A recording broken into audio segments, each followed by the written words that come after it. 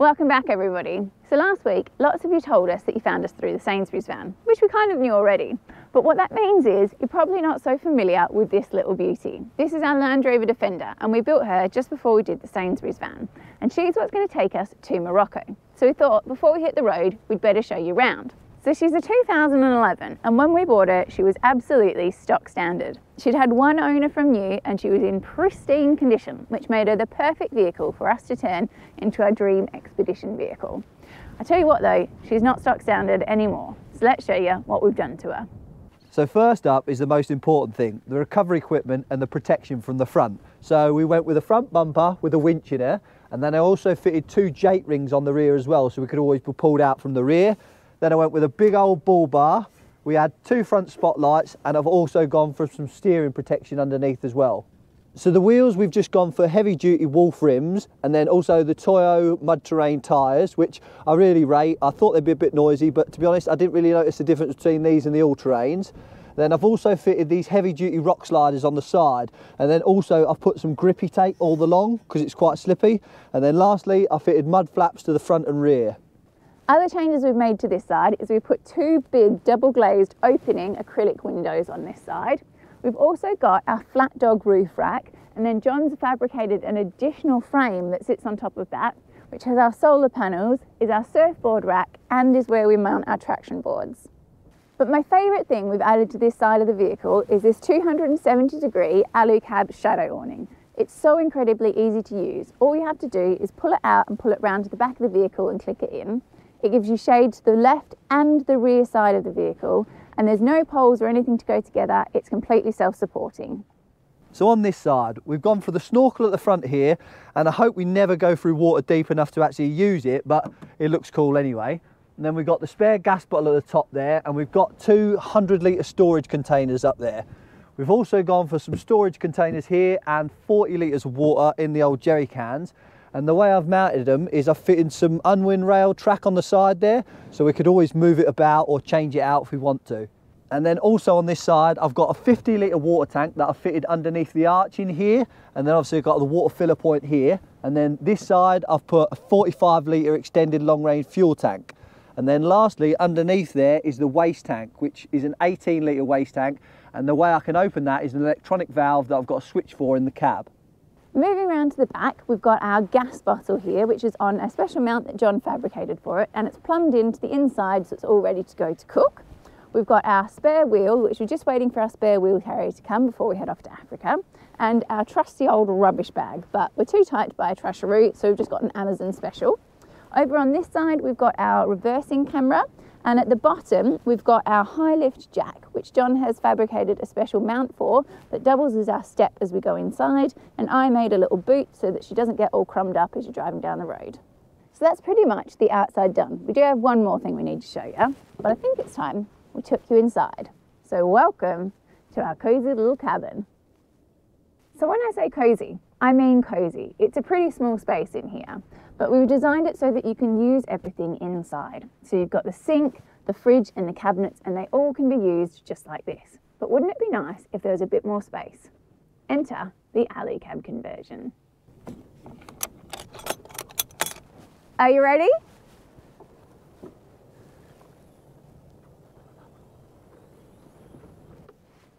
How cool is that? So now you might be thinking, Jess, that's not that impressive. You've just got a rooftop tent. And you're right, it is a rooftop tent. Our bed is up in this space up here, which does give us a lot more space downstairs. But the other way that this gives us so much more space is that this panel here pops up, and this panel here pops up to give us a full height living space, and it just makes it so much more comfortable in here. So we thought we'd show you the upstairs first, and this is our bedroom. This is our bed. It's nearly a full-size double. It's just ever so slightly narrower. And as you can see, I've got masses of head height up here. You could easily get changed up here if you wanted to. It's got 3 great big windows, and they've all got this high-quality bug mesh on them, which you can completely unzip so that you can be fully open to the elements if you want to. Or the canvas side zip up to make it fully waterproof. It makes it full blacked out up here as well, and obviously it gives you the privacy and keeps you warm as well. We've also got some lights, so there's a big LED up here. The roof is fully insulated, And it comes with these little bendable reading lights at the side, and John just installed some USBs up here as well, so we can charge devices up here at night. So the reason we love this roof so much is because on normal rooftop tents, you have to get out your vehicle and then go up a ladder to get into your bedroom. Whereas this one, all you've got to do is drop this down and then you can get straight up into your bed from here, but also use the camper as well. So I'm 6'2", so I can fit on the mattress on that side. But if you wanted to as well, you can drop this panel down, which just extends the bed. But we don't like sleeping with that down, and we leave it open just so then if we hear anything going on downstairs, and also for the night heater as well, it just keeps up here nice and warm. So one thing we do though is we've made this little bit of wood. It's like an extension that we just drop on the end there, and it just stops our pillows dropping down if they were to fall off the end of the bed. And believe it or not, there is a second bed in this camper as well, which comes in quite handy if the old general gives me the boot halfway through the night, if I'm getting on her nerves. But also if we're parked in a bit of a sketchy spot and we don't want to pop the roof, or also if it's like a real bad storm or anything like that. But before I show you that, I'll just show you the storage you've got under here as well. So we've got storage under there and that one there. But to make the bed up, all you got to do is just pull that out, and then you just get rid of this cushion. And then we've got these two cushions that live up the top, so you just dump them in there, and then this one from the side here just slots in there. It's actually quite a comfy bed, but I don't know, if you got two of you in there it wouldn't be as good, but like I say, in a case of emergency it'll be brilliant anyway. I think we'll just have to top and tail, I reckon, don't you? While we've got these cushions out, we thought we'd show you what makes up the base of our bed. So John's already showed you these two storage lockers. And then underneath here is the wheel well. So what we've done is we've fabricated some big steel boxes that we've sunk down into those wheel wells to give us some more storage. The first of those boxes is filled with our night heater. So that lives just under here, and it's piped to an outlet just by the door here. And that runs off of an afterburner unit, so it's thermostatically controlled, just like the one that we've got in the Sainsbury's van. The other thing to show you here is all along the back here, we've run some cargo netting, because the side of the vehicle actually curves out, and this is a wasted space. So we've used that to put in our towels, and it's unbelievable how much you can actually get into that space. And moving back, we've got another big storage locker that's just accessed from this lift out lid here. And then we've also got our other fabricated box, which lives just under here, sits down into the wheel well outside, and houses our 260 amp hours of battery. So the last part of our seat and bed base is made up, believe it or not, by our separating toilet. Now, having a toilet in a camper is a non-negotiable for us, mostly because, as John says, I'm a pissy pants. So if we didn't have one, we'd be having to look for a loo all the time. This is a separating toilet, and we've gone with that because whilst you can get chemical toilets, they're not often small enough to fit in this space, but also they're quite a pain in the bum to get rid of the waste from, whereas these are much easier. So let me show you how she works.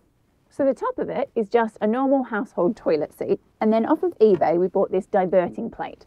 So the urine goes into the front section, and that is plumbed straight into our waste tank. And then at the back we've got a long drop, so when you follow us it's much like Mario Kart and you get splats on the window. Only joking, but seriously, we did have some people ask us if that was the plan when we were building the van. But what we've done is we've fabricated yet another steel box that sits down below the vehicle, and then we can put a bin bag in that and dispose of the waste the same as you do in any separating toilet. There's also an exhaust fan in there, so it draws all of the gases out and it dries the waste out so you don't get any smells. Now we're getting into my domain, the kitchen, and I've had a load of questions, but don't worry, John's pot noodle and burning toast cookbook will be coming soon. So another thing we love about this van is the amount of storage we've managed to get into it. So we've got 3 big cupboards in here, then we've got a big drawer at the bottom here, and then we've also got these 2 big sort of storage drawers at the bottom, which then you can also get some stuff down the end there as well. And then we've got the 65 litre fridge, which we like the upright fridges rather than chest style fridges. And then we've got this drawer here, which we've made as much use as we can of this drawer. So we've got the big deep drawer this side, and then we stepped it, so obviously when it goes into the sink you still get a lot of storage. Under the sink houses our water filtration system, and this is an absolute game changer because it means we can drink the water straight out the tap from any source all around the world. So we run a 12-volt UV filter, which is on a flow switch, which means it doesn't use too much power, and a UDPAC filter. It's the same system we've got in our Sainsbury's van, and it's from a guy called John at Direct Water Filters. He's ever so helpful. I'll put a link in the description. Hit him up. He's really good. We've also got an outdoor shower point here, which is something John will never use because we all know his filth, but it's great for rinsing off when you've been to the beach or if you need to like rinse off muddy things. It's just something we really like to have. And the last little piece of the kitchen puzzle is my cooker. So you can use this 3 ways actually. The first is just in this drawer here, and we've designed it like this so that we can use it with the roof down, and you could use it to make just a cup of tea or one of John's famous pot noodles. But it's also on this quick release coupling at the back here, so I can just pop it off and lifts out so that I can use it up on this bench up here. So it means that I can cook inside if it's cold or windy or raining or anything, and it connects to the gas with just an extension hose on quick release couplings. But by far my favourite way to cook is in my outdoor kitchen. So I've just got this old Amazon special fold down table, and the cooker comes out and plonks on top, just like that. And then in here, in this Velcro pouch, this is where we've got the gas extension cable. So there's a big long one, like I said, that goes up to there, and then a shorter one which connects to the gas quick coupling that we've got just inside the door here. Another feature to show you about the outdoor kitchen is that John added a gas strut down here. And what that does is hold the door out and hold it steady. So you're not trying to cook with the door flailing about in the wind. But one of the things I'm most proud of is this, my cutlery and plate storage that I made. So it's just made out of canvas fabric, a synthetic canvas. So it's waterproof and you can wipe it down, but it has all of our cutlery stored in it and our plates and things, and you can access everything from inside as well. So it just makes use of what would have been a completely wasted space. So there's a couple little things we've realised we forgot to tell you as we were going around the vehicle. Firstly, the whole back of the vehicle is insulated with 10mm foil-backed foam. Also on the walls, we've got some Celotex or insulation as well, so it should hopefully help us keep cool in summer and warm in winter. For privacy, we've got drop-down blinds on the windows, and then to keep those pesky old bugs out, they've got bug mesh as well. Essential for privacy, making sure I don't moon people when I go to the loo. We've also got this pull-across curtain here as well. So the last bit of the tour is the front of the cab, and like we were saying before, it's quite a high spec Defender, so it's got heated front seats, air conditioning, electric windows, central locking and heated front and rear windscreens. Then I've got my switch panel down here, which I've got my front spotlights, and then I've got a reversing camera switch which I've rigged up on a switch so then I can turn it on and then also use it as like a rear view camera as well. And then I've got the waste valve so I can dump the waste tank. And then we've got a switch for the compressor as well. So I've put a compressor underneath the driver's seat, so then if we're going on sand or anything like that, we can deflate the tyres and then also pump them up again. So we've also got the kitchen island, as some people like to call it, and I know it looks quite big, but it is actually quite comfy to drive. But what it is it's an electronic safe. So we can store all valuables and everything like that in there because we've bolted it through the floor and into the chassis as well. And then lastly, all the electrics. So I've mounted them at the back here, so they're out the way, but they're easy to get to on the bulkhead. So I've got the 30 amp DC-DC and MPPT controller combined from Renogy, and we're running 350 watts of solar on the roof, like we were saying earlier.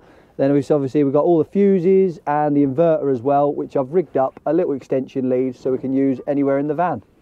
So that is the tour done, and if you're thinking why we crammed up in the back here, it's because it's blowing a gale outside and freezing. So. And old Plonker Pants has gone back to shorts, now we're back in the UK. But if it does interest you, the build, we did document the whole thing, so yeah, you can go back and watch that if you're interested in that. Yeah, I'll put a link in the description for the playlist for you. But we haven't actually used the Defender, what we built it for and what it's meant to do. We've only done like some sippy green lanes and like a weekend away, haven't we? Yeah, she's only just been to Yorkshire and literally down the road in Norfolk, so she needs a proper test. Yeah, that's why we're off to Morocco, try and find some good little tracks down there, and you want to do a bit of Spain as well. Yeah, I want to try and see a bit of Spain while we're away, so she's going to get a good and proper test. But before we go, we've got a couple of little amendments we want to make. So we need a spare wheel carrier.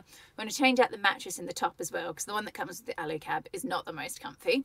So we're going to use the same one we got for the Sainsbury's van. This is from the girl, right, who used to swag it. Yeah. Look how much of a princess you've got now. Look, she needs a more comfy mattress. Yeah. So anyway, we've just got those few little changes to make. So that will hopefully be next week's video. The little changes and us hitting the road. However, if the things haven't come in the post, you might not hear from us next week. Yeah, if the mattress isn't here, we've got to, you know what I mean? We've got to hold back. So anyway, hopefully we'll see you guys next week.